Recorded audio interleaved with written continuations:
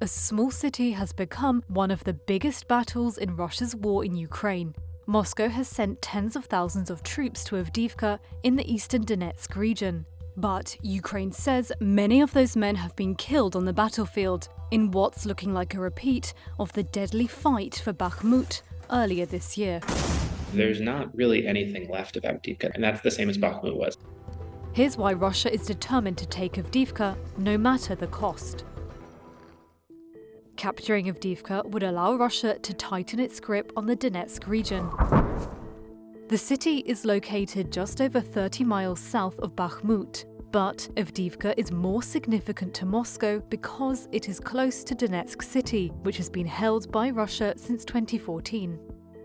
As with Bakhmut, controlling Avdiivka won't give Russia any significant military gains, but it would be a propaganda win for Moscow, something Ukrainian President Volodymyr Zelensky says his Russian counterpart Vladimir Putin needs heading into winter. Хоче на першу половину грудня показати хоча б якийсь тактичний результат, тоді, коли планує оголосити про свої вибори. Seizing Avdiivka would allow Putin to claim that the momentum in the war is back with Moscow. Putin, after the initial failure to take Kyiv, announced that taking the Donetsk and Luhansk regions was the priorities, and symbolically it would show that they're still moving forward.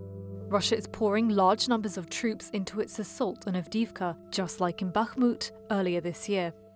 And also, as in Bakhmut, Ukraine says this has cost Moscow thousands of men and dozens of armoured vehicles, yet they've hardly advanced. For the Russians, a war of attrition favors them. A high casualty war of attrition favors them. And they've been more willing to just throw bodies at an area to try to take it than Ukraine has.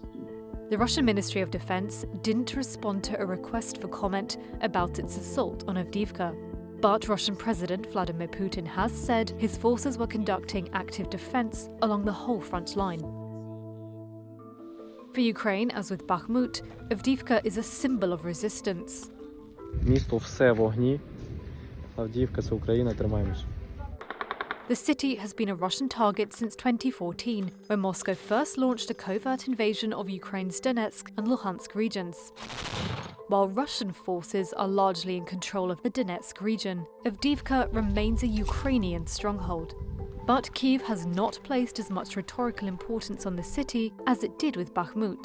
You had Zelensky in his nightly addresses talking about Bakhmut basically every night for months and months and months. And he's not doing that with Avdiivka in the same way. He has not made it a symbolic political point to hold on to it.